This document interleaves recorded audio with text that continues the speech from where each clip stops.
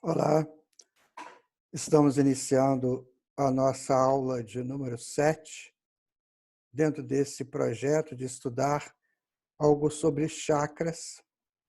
Então, é muito bom estar nesse trabalho, estar nesse estudo, porque eles vão nos orientando, nos conduzindo a entendimentos que nós já precisamos de ter e vivenciar, certo?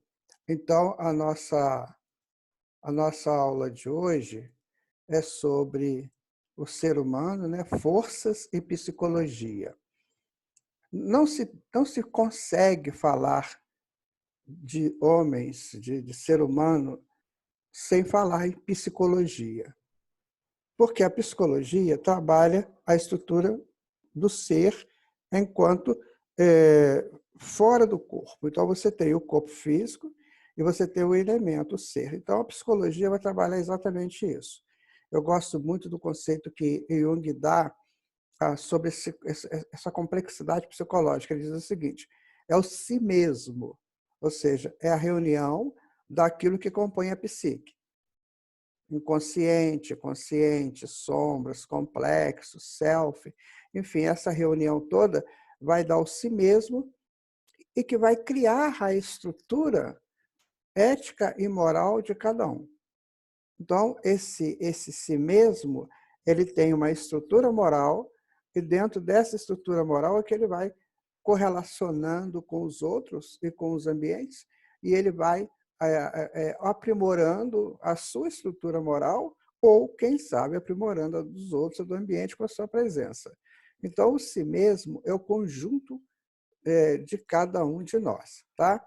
Então, iniciando o nosso estudo desse módulo, nós vamos ainda falar um pouquinho sobre os chakras e o corpos áuricos. É uma informação muito interessante essa daqui. Olha só, os chakras, eles penetram os corpos áuricos, transmitindo energias a todos eles. Então, nós temos os 7 corpos, né? Então, os chakras que estão no duplo etérico, ele vai penetrando os outros corpos também, fazendo esse processo de energização para toda a estrutura dos corpos e do ser humano.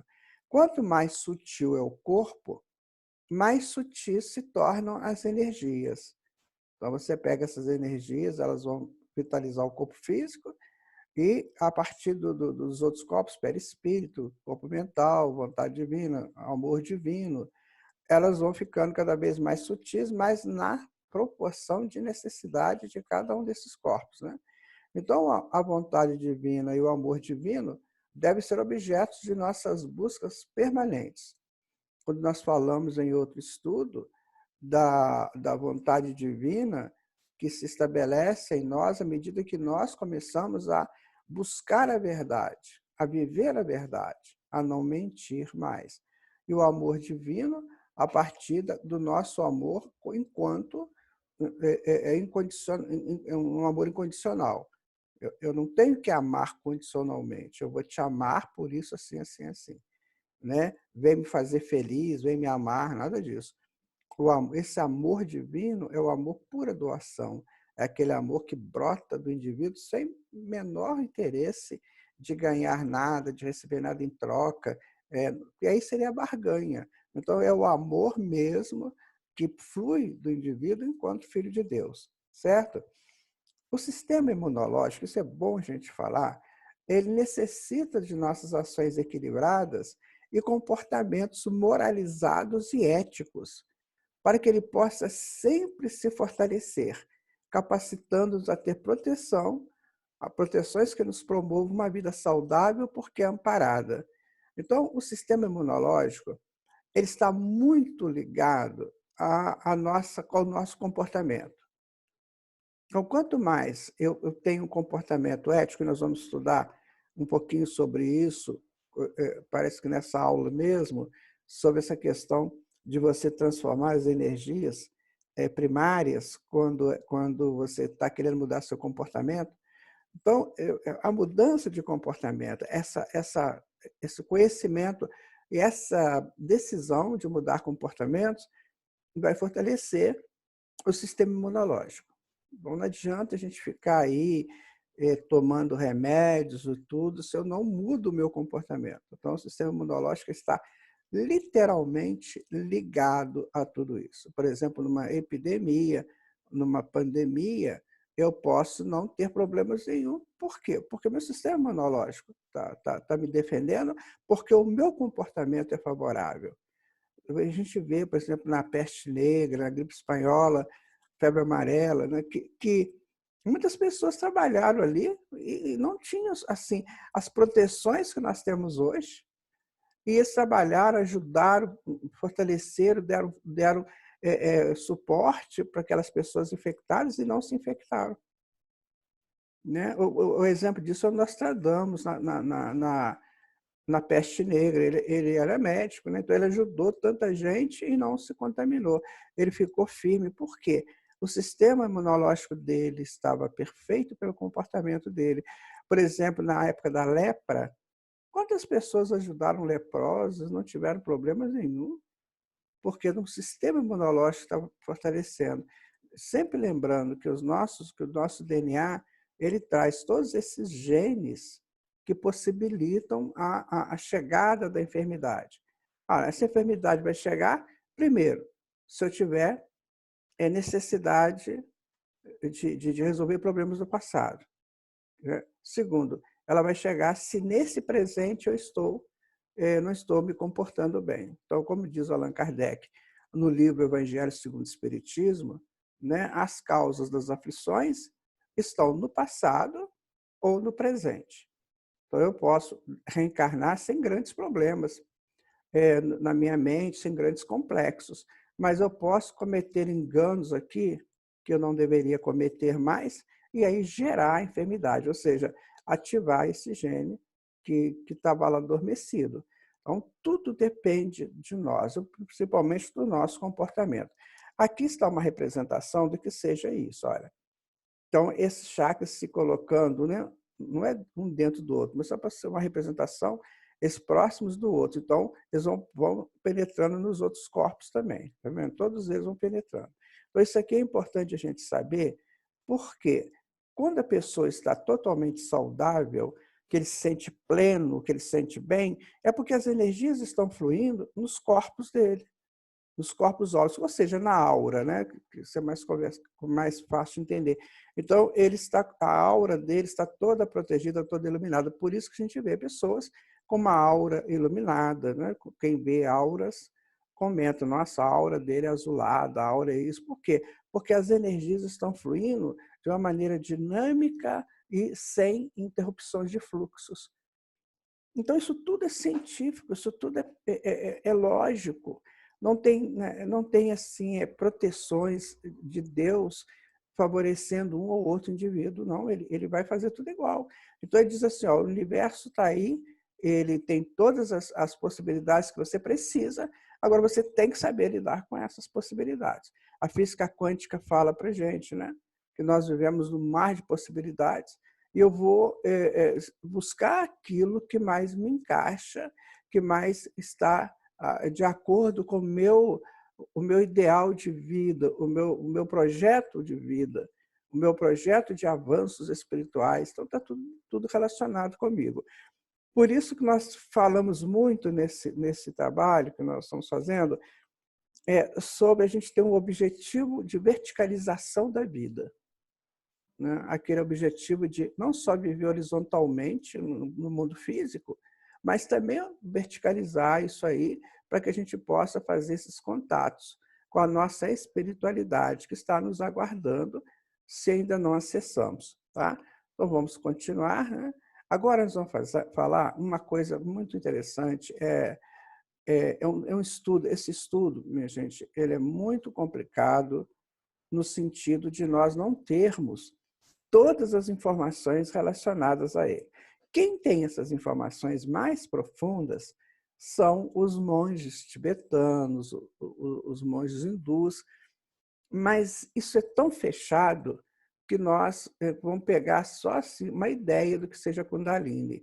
É um termo muito esotérico, que normalmente as pessoas não comentam, não falam, não conhecem e até evitam falar.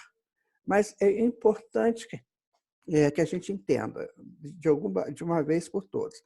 Esse símbolo aqui, você vê que ele tem um eixo, né? E tem duas vertentes aqui em torno dele, fazendo um volteio. Isso aqui, para quem não sabe, para quem não se lembra, é o caduceu de Mercúrio, que é o símbolo da medicina, né? Que é a energia da cura. Se fazendo aqui em cima, essas asas representam poder. Então, é o poder da medicina em curar. Então, eles usaram esse símbolo do Kundalini, do caduceu de Mercúrio, para fazer o símbolo da medicina. Bem interessante, né? Bom, continuando, dizem as escolas esotéricas que na energia do Kundalini, ou fogo serpentino do nosso corpo, procede do laboratório do Espírito Santo, oculto nas entranhas da Terra, e é a parte do formidável globo ígneo geocêntrico. Ai, meu Deus! Laboratório do Espírito Santo. O que vem a ser isso? Então, vamos lá. Deixa eu ver se a próxima... É isso, está aqui. Isso aqui é o núcleo da Terra, tá vendo? Isso aqui. Isso aqui um composto de ferro, né, e de outras substâncias que fornecem uma força magnética muito grande, tá? Então, é o núcleo da Terra. Quando a gente estuda a mineralogia, a gente vai entender isso aqui com mais profundidade, que não é o nosso caso. Nós só estamos colocando esse núcleo da Terra aqui para a gente mostrar que tem esse núcleo até chegar na crosta, né? Ele tem um caminho, tá vendo? Isso aqui é que eles chamam de laboratório do Espírito Santo. Aí vamos tentar entender isso aí. O que é laboratório do Espírito Santo? Olha, perguntaram para Emmanuel o que é o Espírito Santo, que está no livro Consolador. Porque nós temos o Pai, o Filho e o Espírito Santo, né? Que é a Santíssima Trindade, que foi colocada desde o Concílio de Nicéia, em 325 da nossa era, o estudo sobre a Trindade, que é o Pai, Filho e Espírito Santo. E isso vem rolando, e quase ninguém sabe explicar. Confesso a vocês que eu busco na teologia já há algum tempo, que também, né, faço minhas pesquisas na teologia, tenho bastante livros de teologia, e eu nunca entendia isso, o Espírito Santo, eu não conseguia entender, porque o Pai e o Filho é mais fácil. Deus, o Filho, seria o Cristo planetário. Então, o Cristo planetário de cada mundo, de cada sistema, de cada galáxia, é o Filho. Seria o Filho no avanço crístico. Então, seria Deus e o Cristo planetário. No nosso caso, seria Jesus. Então, Deus Pai, Jesus o Filho e o Espírito Santo. Né? Aí perguntaram para o Emmanuel quem era o Espírito Santo. O Emmanuel falou que o Espírito Santo somos todos nós. Todas as pessoas são Espíritos Santos, não santificados ainda, mas santos. Por quê? São centelhas da divindade. Então, são centelhas que precisam se santificar. Então, o Espírito Santo é todo mundo, certo? Então, aí você entende Deus, Jesus e a humanidade, certo? E por que aqui é o laboratório do Espírito Santo? Então, aqui a gente pode agora fazer um avanço nesse estudo. Por quê? Porque o planeta Terra ele foi criado para quem? Para nós, né? Para a humanidade. Nós que estamos aqui ao longo desse período todo. Então, se ele é o laboratório do Espírito Santo, ele é o sustentáculo do globo que nos acolhe, que nos dá condições de crescer e de nos santificarmos. Por isso que ele é o laboratório que vai promover as energias, a constituição eletromagnética capaz de sustentar os Espíritos Santos que estão morando nesse globo que é a Terra. Então, por isso que é o laboratório do Espírito Santo. Espero que tenha ficado claro para vocês, tá? Então, ele está oculto nas entranhas da Terra e é parte do formidável globo ignogeocêntrico. Isso aqui nós tiramos de um estudo do Leadbeater, né? Que é, que eu já falei para vocês, foi um grande estudioso da Kundalini. Então, ele fala isso porque ele trouxe isso do sânscrito, ele trouxe isso lá dos hindus, ou do hinduísmo. Então, veja como é que os hindus já se colocavam como essas pessoas que entendiam desse Espírito Santo. Então, você vê, o Vishnu é 7.000 a.C., tem 9.000 anos. Então, provavelmente, ele teria dito isso nos Vedas. E aí, o que acontece? Ou no Mahabharata, eu não me lembro de todo o filme mais, então provavelmente ele disse isso. Então, quando a Igreja Católica começa a se formar, que ela começa a se formar lá com os primeiros cristãos, né, tal, quando elas começam a se formar, eles já estão com essa ideia já vinda de geração, de tradições orais. Só que eles não entendiam o que era. Porque o Ocidente, ele custou e está custando assimilar essas informações. Certa feita, o Solano, que era o rei de Atenas, ele foi ficar um mês lá no Egito, né, para aprender, para conviver com o pessoal lá, com o faraó, e ficou hospedado na casa do faraó. No dia que o Solano foi embora para a Grécia, voltou para a Grécia, o faraó disse para ele assim: Solano, quando é que vocês vão amadurecer? E olha que a Grécia, né, foi o que nós sabemos que foi, o berço da civilização ocidental. E aí o faraó perguntou para ele: quando vocês vão amadurecer? Para vocês terem uma ideia, como é que a nossa civilização ocidental carece dessas informações mais profundas.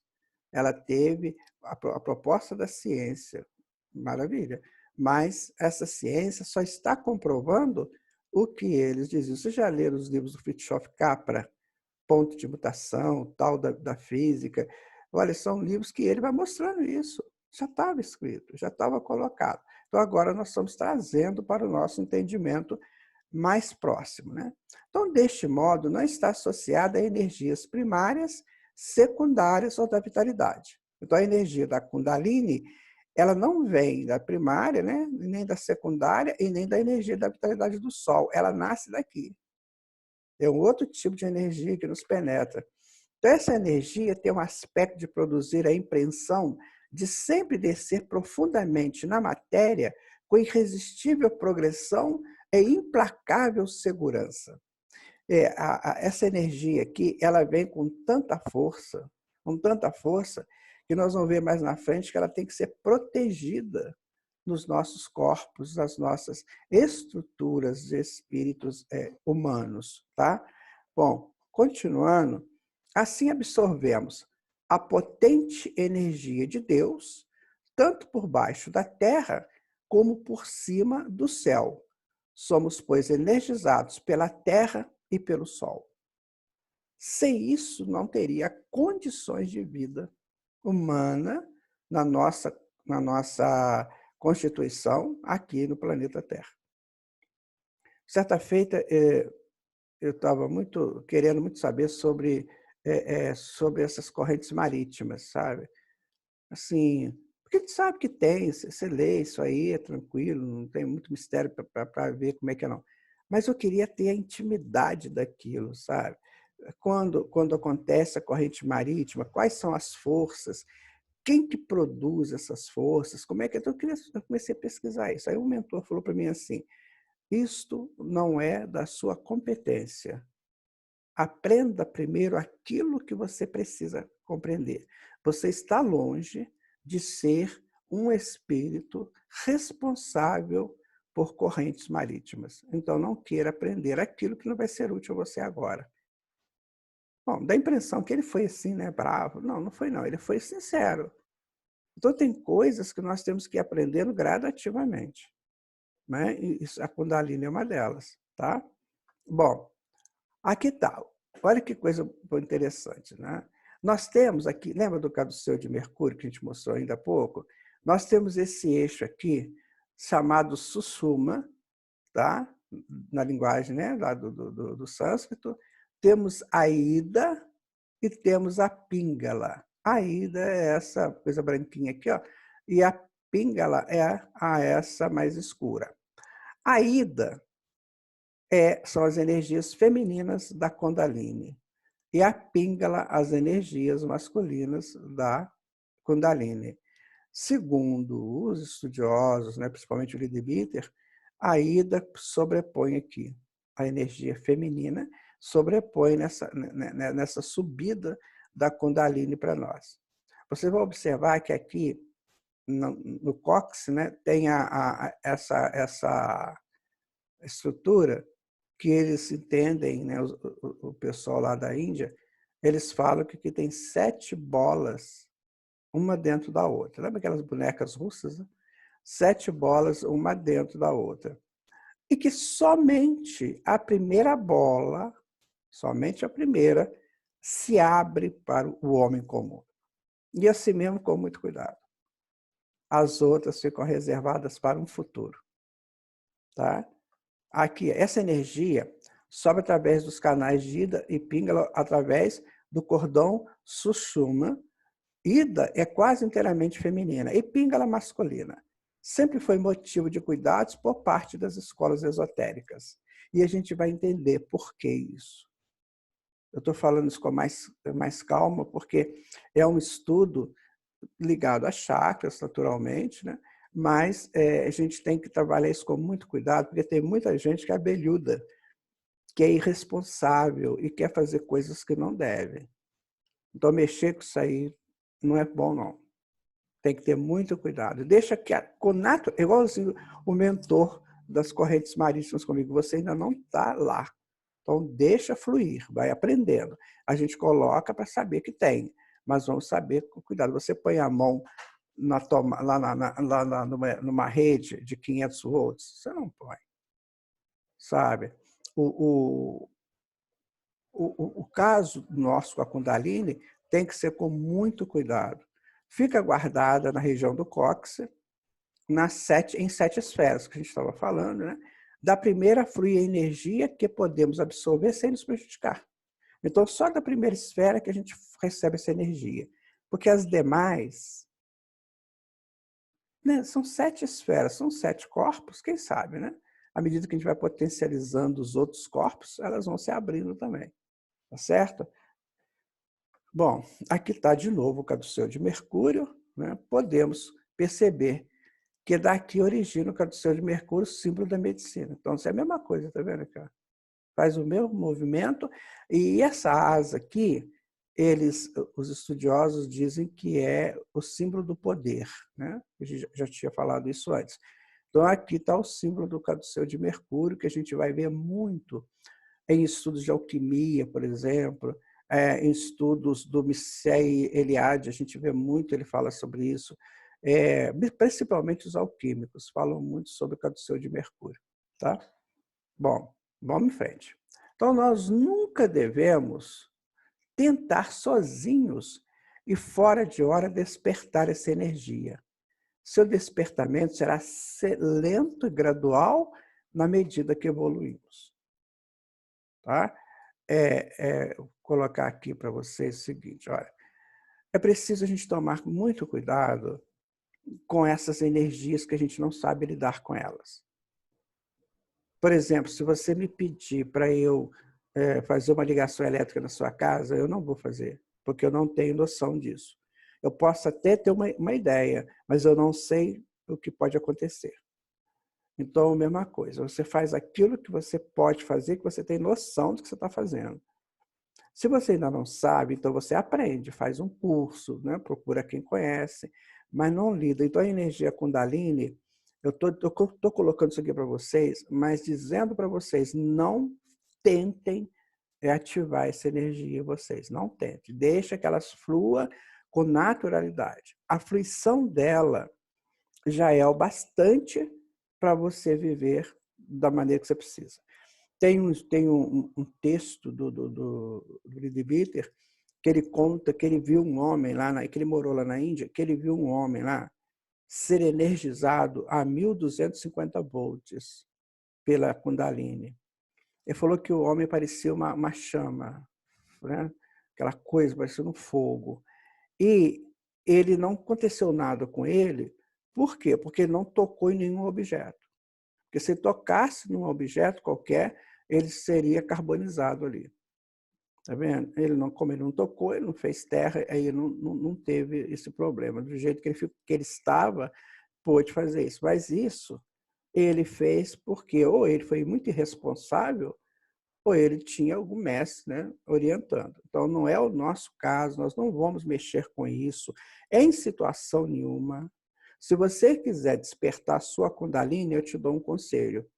Você abandona tudo que você faz aqui no Brasil, entrega seu emprego, ou sua empresa, o que você quiser, e vai embora para a Índia e vai ser discípulo de um grande mestre. Daqui talvez uns 40, 50 anos você consiga, com a orientação deles, despertar mais a sua Kundalini. Mas não há necessidade disso. A energia que já flui em você pela Kundalini já é o suficiente para você viver no seu atual estágio de evolução. Ok? Combinado? Então, posto isso, vamos continuar aqui, né? No próximo slide, né? Vamos ver aqui o próximo. Cadê? Nós vamos falar agora um texto. Minha gente, isso aqui que eu vou colocar para vocês é uma dedução que se faz. Porque quando você fala de raios, Emmanuel fala de raios. O Aulus, no livro Os Domínios da Mediunidade, nossa, ele coloca claramente essa questão de raios. Então, nós vamos fazer aqui uma analogia. Então, desde a Grécia Antiga, os estudos sobre arquétipos vêm sendo implementados no Ocidente. Jung o popularizou na psicologia analítica e hoje nós podemos avançar um pouco mais sobre eles. Então, o que é o arquétipo e como é que ele funciona, como é que é a sua estrutura, tá? Bom, então arquétipos são matrizes que potencializam o ser para agir. Então, a gente tem, por exemplo, o arquétipo do construtor. Então, se eu quero construir alguma coisa, não é só obra, né? Construir alguma coisa, construir um projeto, enfim. Então, eu vou potencializar esse arquétipo, ou seja, essa matriz que eu tenho já adquirido, que já potencializei em outras experiências, e ela vai me dar força para eu fazer aquilo. Então, existem N arquétipos. Para tudo aquilo que a gente vai fazer, nós temos essa potência guardada dentro de nós. Se ela não temos essa potência, nós vamos desenvolver e ela vai sempre aumentando, né, essa potência à medida que eu vou trabalhando, à medida que eu vou fazendo, né, à medida que eu vou usando a potência do arquétipo, o arquétipo vai ficando cada vez mais potencializado. Tá? Então, é isso mais ou menos o arquétipo. Então, vamos dar uma sequência aqui. Então, colocamos aqui, eu tenho ficado transando isso para cá. Vamos colocar aqui um arquétipo, tá vendo? Aqui, o que seriam os arquétipos? Aqui tem um ponto central, né? Tem o arquétipo do cuidador, do criador, do governante, do amante, do bobo da corte, a pessoa comum, do inocente, explorador, o sábio, enfim. Tem arquétipo para tudo quanto é gosto. Tudo quanto é gosto.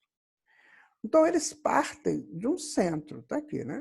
Então, eles vão partir sempre de um centro, de um núcleo, e vão partir, observe que em raios, tá? Eles vão fazendo isso. Então, o que nós podemos deduzir? Quer ver? Dentro dessa pergunta, como ele surge, se robustece, de onde se originam, em quais momentos e circunstâncias? Eu não conheço esse estudo, assim, eu nunca vi, nunca li essa coisa do arquétipo que nós vamos propor aqui agora. Então, isso é uma proposição, eu quero que você me ajude, que você me ajude a raciocinar sobre isso. Porque nós fizemos junções dos textos do Aulus, lá nos Domínios da Mediunidade, acho que no segundo capítulo, quando ele vai falar de nós fluir em raios, tal, e vai falar também, o Emmanuel vai falar a mesma coisa, tá? Então, vamos lá. Imagina que isso aqui é um ser, tá? Aqui é o indivíduo, aqui é a consciência dele. Essa consciência, ela emite raios, tá vendo aqui? Ó? ela vai emitindo raios. Esses raios, eles estão na razão direta da nossa evolução. Então, aqui eu posso ter o raio do construtor, o raio do sábio, o raio da mãe, o raio do, do educador, né? Assim, os raios. À medida que evoluímos, a mônada divina que somos expele raios. Esses raios simbolizam potências já consolidadas pelo espírito, em suas experiências vividas ao longo das encarnações. O que é um espírito de luz? Ele não emite raios? É isso, porque ele já chegou a potencializar a mônada dele. Isso aqui é a essência dele, a essência divina que ele é. Então, ele vai potencializando essa essência, ela vai emitindo esses raios, como o Sol, né? Emite seus raios. Tá? Aprendemos pela física quântica que as ondas se transformam em partículas, que é a base da matéria. Então, expelimos raios constantemente. Eles podem se transformar em arquétipos, que são a concentração dos raios gerando determinada potência para determinado fim do qual voltam a ser raios como partículas e ondas. O Deepak Chopra, ele tem um livro chamado Você é um Universo. Tá? Então, ele diz o seguinte, que nós somos um universo em potencial. Ora, se nós somos um universo em potencial, então as coisas que acontecem no universo acontecem dentro da gente também. Então, vamos lá. Eu sou centelha, essa centelha emite raios. Então, quando eu preciso fazer determinada coisa, o raio daquela determinada coisa se transforma em arquétipo, ou seja, ele se concentra num determinado estado, né, que me potencializa. Por quê? É a potência do meu raio já desenvolvido. Percebe que coisa interessante? Então, se você desenvolve uma virtude é uma força. Se você desenvolve essa força, então essa força é sua. Você não volta mais. Nos livros dos Espíritos, a gente explica lá na Lei do Progresso, é o capítulo 8º do terceiro livro dos Espíritos, Leis Morais. Então ele diz o seguinte, você não retrograda nunca, porque você já desenvolveu aquilo. Você pode ficar estagnado, você pode não usar a tua potência, mas você não perde a sua potência. Então, cada raio desse representa uma potência já desenvolvida por mim. Ele representa uma força que eu já desenvolvi. Então, quando eu vou precisar daquela força mais ativamente, quando eu preciso dela para aquele momento, ela, como se ela virasse uma partícula, né? Uma potência de ação, que o Spinoza falava, potência do agir. Então, ele vai virar essa potência do agir. Certo? Penso que isso é muito lógico. Não sei o que você está achando, mas faça as suas analogias também, tá? Vamos continuar aqui. Raios arquétipos. Quando ainda expelimos raios de baixa frequência, eles se transformam em arquétipos que alimentam o ego inferior, potencializando-os para sentimentos negativos e ações desastrosas em todos os campos. Até aí, são arquétipos, porque o Jung fala que você tem arquétipo, né? Positivo e negativo. Então, o que acontece? Você tem uma potência para o bem e uma potência para o mal. Vai depender do raio que você está usando. Ora, se eu tenho raios ainda que me potencializam negativamente, qual que é a proposta? Transformá-lo em positivo. Quando nós estudamos a dança dos opostos, no livro Reflexos Connections, do Jung, não sei se é Reflexos Connections, alguma coisa nisso, nesse sentido, o nome do livro me foge agora.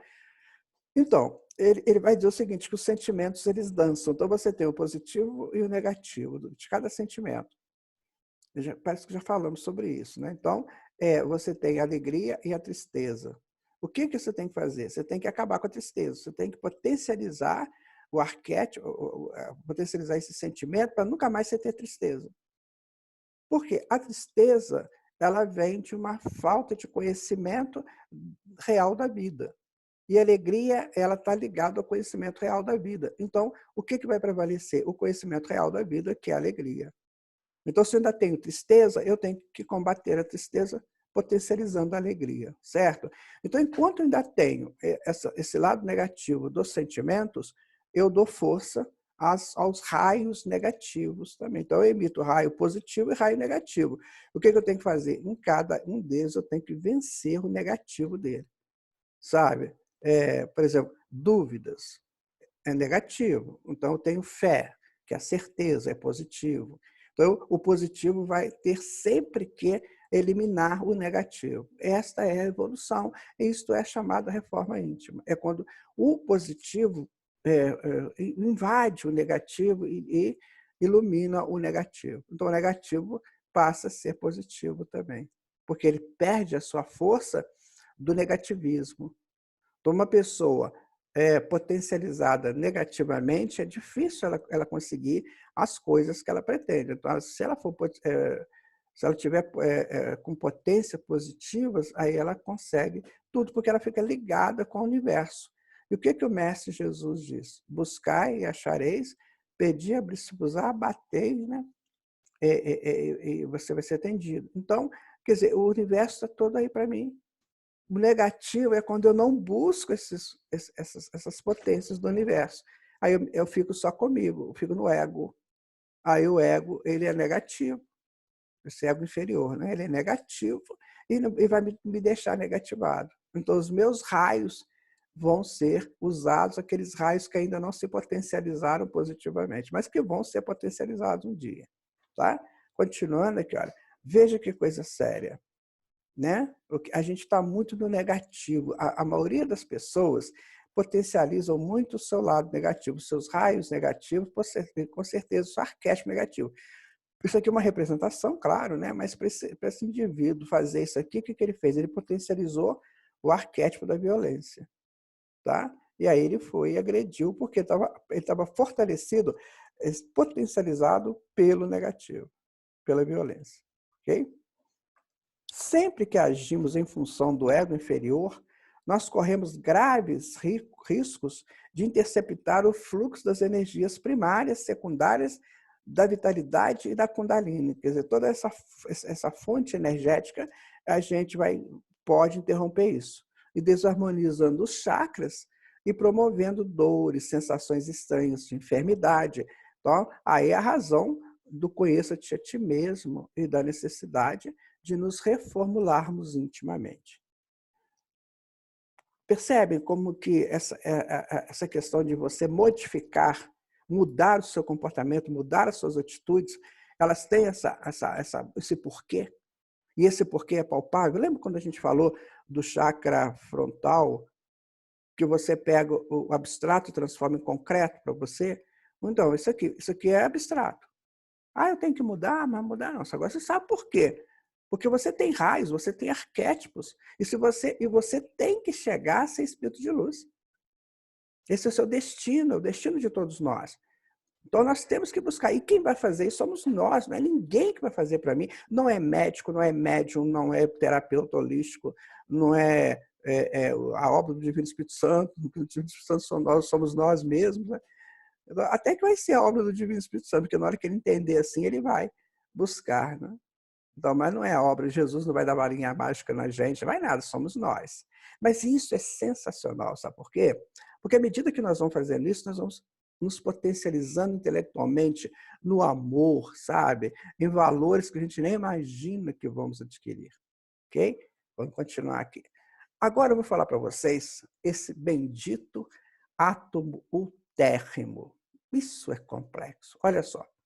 No Livro dos Espíritos, na questão 540, quando eles estão falando, né, que a resposta que está dizendo que tudo se encadeia na natureza. Os Espíritos respondem a Kardec.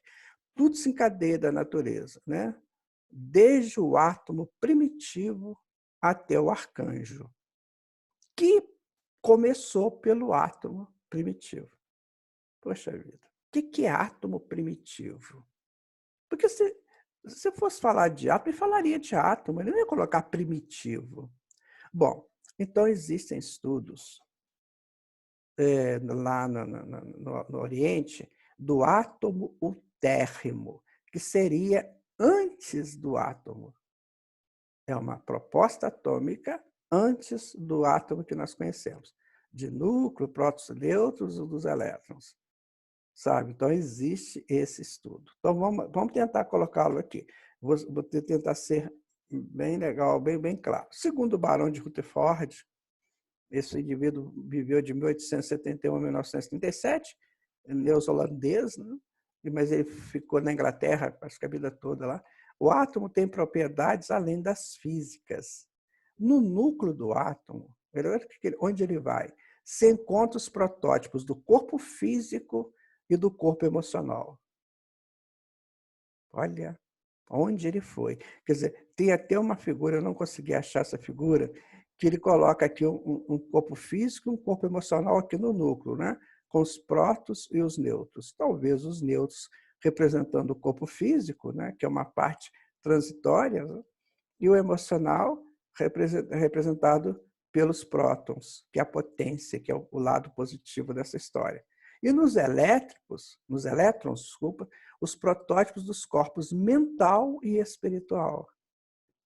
Porque o mental e o espiritual está sempre em transição, em buscas, em volteios, tentando entender a vida como funciona. Então, ele diz isso, que o átomo tem isso. Ele tem o corpo físico, tem o corpo físico, o corpo espiritual, o corpo emocional, né? E o mental e o espiritual.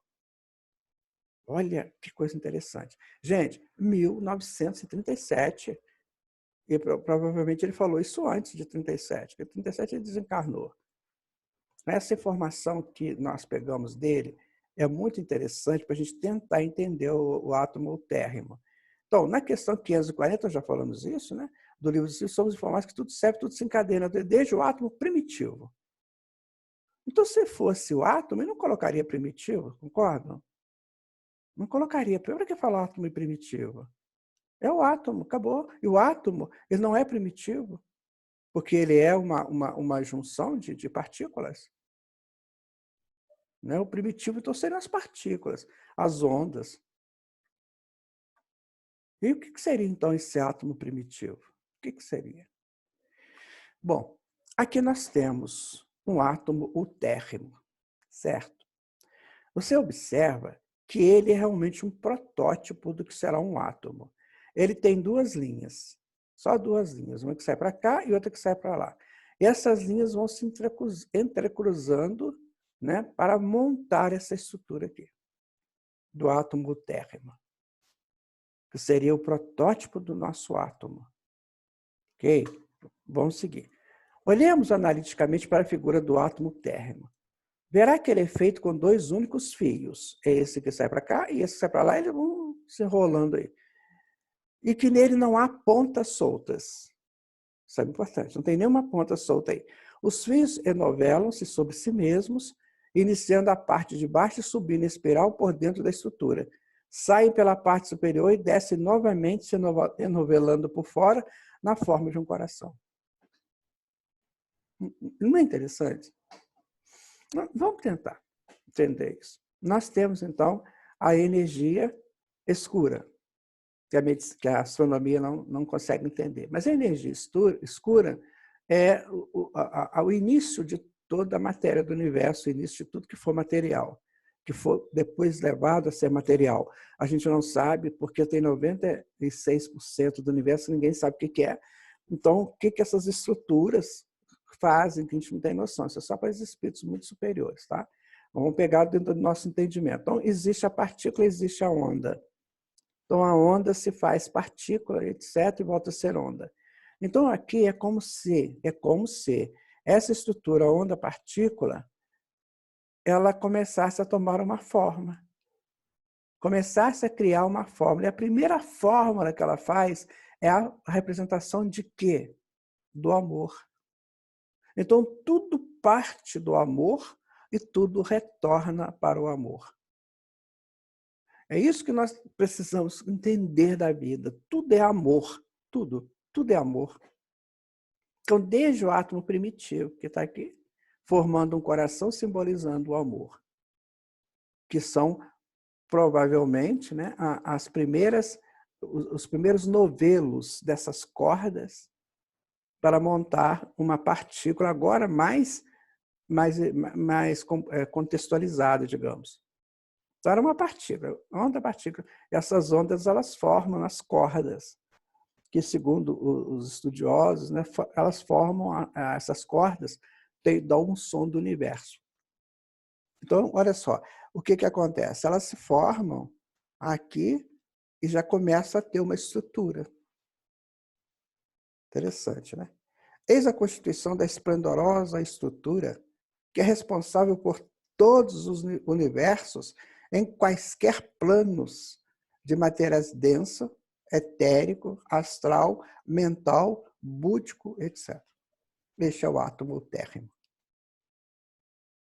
E nós vamos ver como é a importância dele em nós, tá vendo? Dá continuidade aqui, tá? Bom, aqui tem o átomo térrimo, tá? Aqui tem o átomo térrimo e aqui tem um chakra, que a gente já viu. Tá vendo aqui os cones, a tela que protege, né? E tudo mais. Vamos ver, vamos tentar entender. Observamos que existe uma tênue tela protegendo a boca do chakra. Esta tela é feita de átomos utérrimos, segundo a tradição hindu. Ora, presta atenção. Se o cone é feito de átomos, então a tela que protege tem que ser átomos menores, concordam? Para proteger, para dar um sentido de proteção.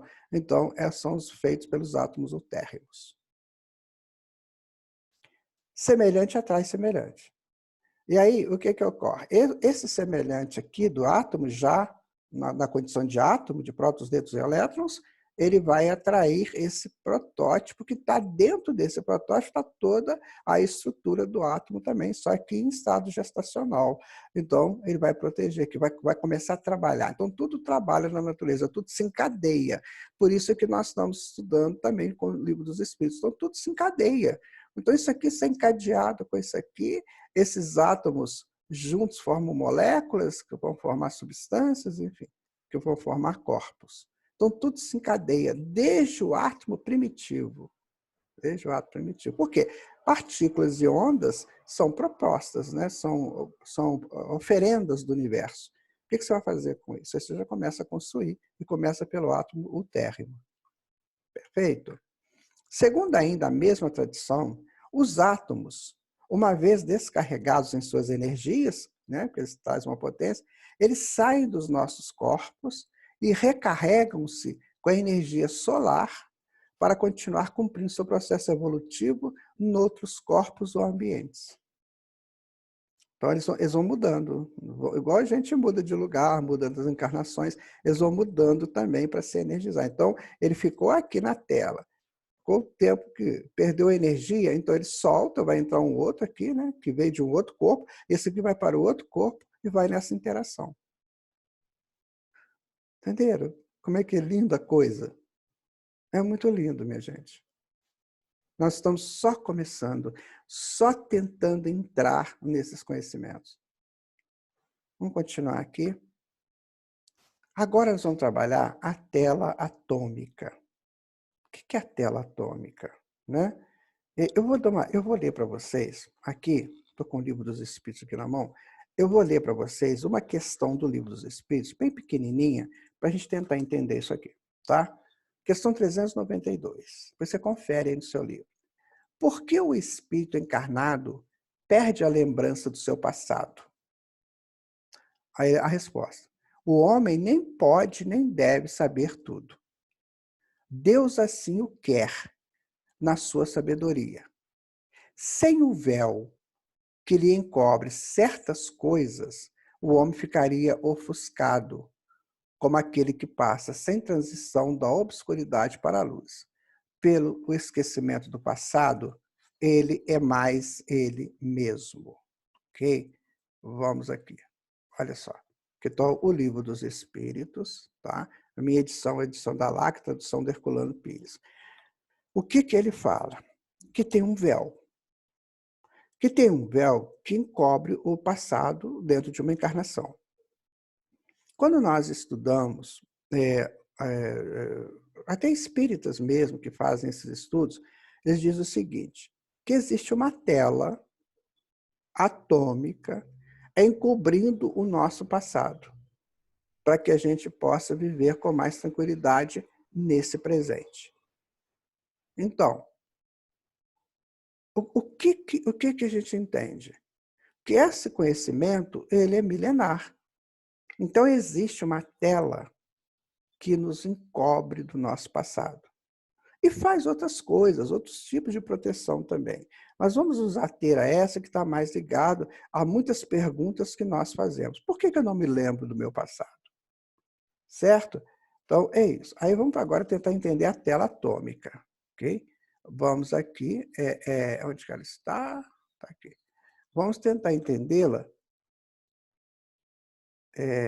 para a gente ter uma noção, sabe, mais, mais clara. Então, veja bem, ela é uma tela de proteção, a gente vai colocar aí do passado, mas ela se protege de muitas coisas.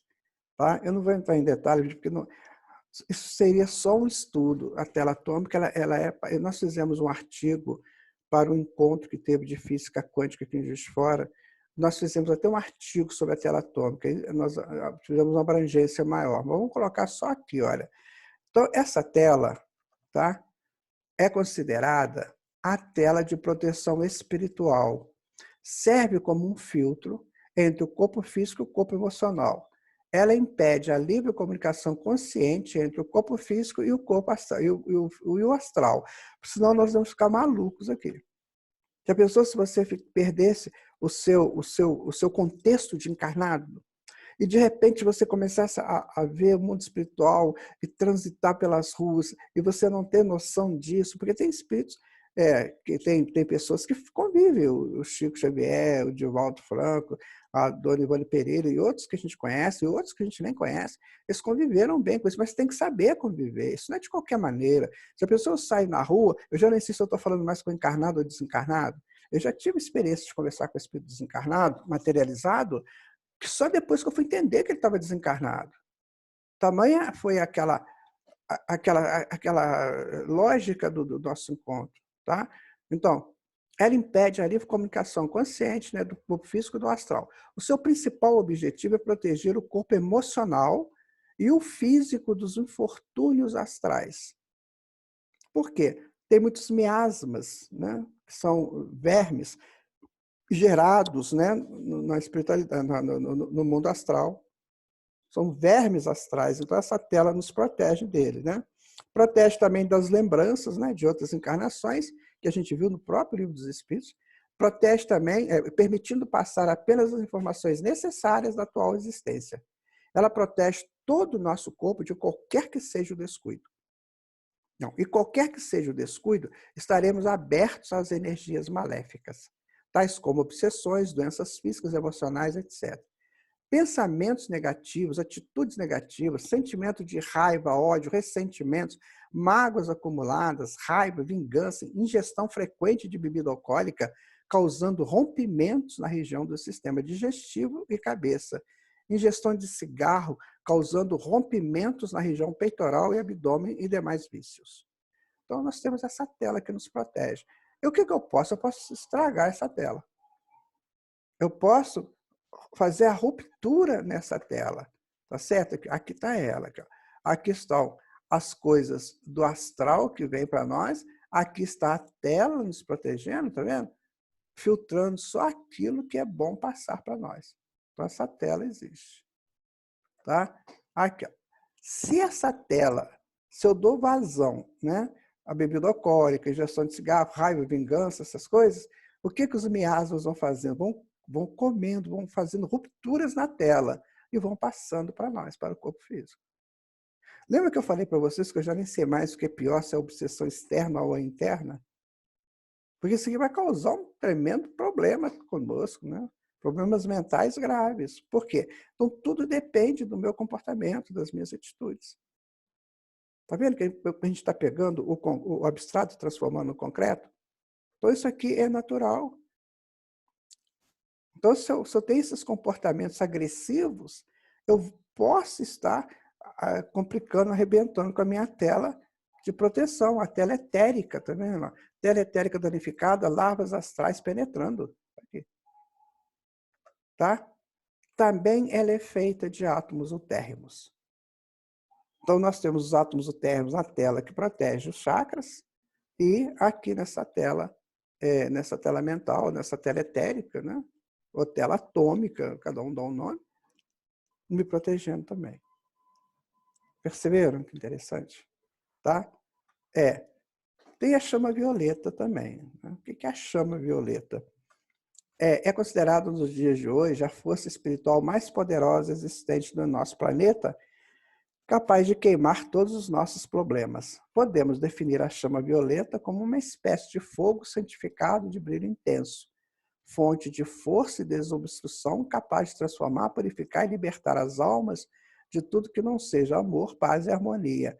Chama violeta, ela vem do cosmos, tá? O violeta é a cor mais espiritualizante que nós temos aqui no planeta Terra, né? Depois dela temos o ultravioleta, mas a gente só pega as suas frequências, a gente não vê. E o violeta é isso aqui. Então, quando eu estou em meditação, em oração, eu estou atraindo essa chama violeta para me ajudar. Então, isso aí é o valor da meditação, o valor da reflexão que a própria Joana de Ângeles coloca para nós. Tá? Então, hoje, o Espiritismo já trabalha essas meditações, o Yogi, né, faz isso muito bem, os grandes monges tibetanos, os mestres hindus, todos eles sabem desse recurso que é a chama violeta. Okay? Quando em oração e meditação, né, podemos pedir esse recurso da divindade para nos fortalecer a fim de superarmos nossas necessidades reencarnatórias, capacitando-nos a sairmos vitoriosos. Então, tem pessoas que falam assim, quer ver? Não tenho nada, quando eu não tenho nada para fazer, eu vou fazer isso assim, assim. De repente, eu não tendo nada para fazer, por que eu não faço uma reflexão, uma meditação, atraindo esse poder que pode me ajudar? Então, tá tudo, os recursos estão todos aí. No Evangelho de Marcos, no capítulo 9, né? Então, Jesus vai falar assim, né? Tudo que você quiser, você tem. Tudo. Tudo que você quiser. Para o bem ou para o mal. Né? Então, depois vocês dão uma lidinha lá, que Jesus fala sobre isso. Lá Jesus, né? Falou sobre tudo. Bom, agora vamos recapitular a nossa aula, né? A aula de número 7. Nós estudamos os chakras e penetrando nos corpos áuricos, que foi isso é uma novidade, porque, na verdade, quem que disse isso, que pelo menos que aqui no Ocidente que eu conheço, foi a Bárbara Brennan, que ela explicou isso para a gente. Estudamos a Kundalini, né, a sua origem e a atuação nos corpos humanos, que a gente viu com algum detalhe. Estudamos os raios e os arquétipos, os que são e as suas origens. O átomo utérrimo, constituição e aplicação. A tela atômica, né? O que é e a aplicação. E a chama violeta, que vem do cosmos e nos fortifica. Então, esse é o resumo do nosso estudo de hoje, da aula 7, que nós buscamos aí fazer o entorno dos chakras. A gente começou mostrando como é que o ser veio, o ser humano veio, como é que ele é constituído, depois as energias primárias, secundárias, né? Energia da vitalidade, depois a gente estudou detidamente cada chakra, e agora nós estamos estudando os entornos do chakra, né? A tela que protege o cone, né? o sino, a boca do sino do chakra, e a tela atômica que nos protege, os raios, os arquétipos, que são expressões nossas, positivas ou negativas, que nos potencializam, né? Então, e a chama violeta que pode nos ajudar quando a gente quiser fazer uso dela. Aí no Rio de Janeiro, quando eu fui à Barra da Tijuca, uma das vezes que eu fui à Barra da Tijuca, que eu fui à praia, eu estava sentado ali no meio perto de uma barraca daquela e, claro, né, o mineiro na praia vai tomar água de coco fazendo isso. E aí eu estava olhando para aquele céu maravilhoso, nossa, aquele céu azul que, que, que chama a gente para a espiritualidade. Nossa, eu fiquei encantado vendo aquele céu azul ali, naquele contraste com as águas do mar. Gente, isso aí é divino. Isso é maravilhoso. Parabéns para quem pode usufruir. Bom, aí nós trazemos aqui, como sempre, a mensagem do nosso querido e estimado e amado Mestre Jesus. Ele vai e com esse texto, né, o caminho pode ser estreito, pedregoso, cheio de surpresas a cada curva. Contudo, ele está conosco em nossa infância espiritual, nos guiando e nos reconduzindo a Deus. Minha gente, né? Vamos seguir com Jesus. Vai ser muito mais fácil, né? Para essa criança aí, pode ser eu, pode ser você, pode ser todos, né? Os nossos governantes, quantos deles são até menores, né? Então, olha como é que ele está conosco. A gente não sabe o que vem na próxima curva. A criança está meio assustada, porque tem uma curva, o que tem lá depois? Mas ele está com a gente. Então, é a mesma coisa na nossa vida. Às vezes a gente está vivendo um momento que a gente não sabe direito, né? O que é aquele momento, e de repente, né, as coisas se clareiam porque o Mestre está nos guiando. É isso. Espero que esse estudo tenha sido muito proveitoso para vocês, que ele possa trazer para cada um de vocês essa vontade cada vez maior de aprender, sabe? Isso é que é importante. A gente precisa ter vontade de aprender. Isso tem que fazer parte da nossa vida íntima, tem que fazer parte dos nossos objetivos, dos nossos projetos. Fiquem com o Senhor Jesus, abraço no seu coração. Muito obrigado por estar me dando essa chance de estudarmos juntos. Até o próximo momento nosso.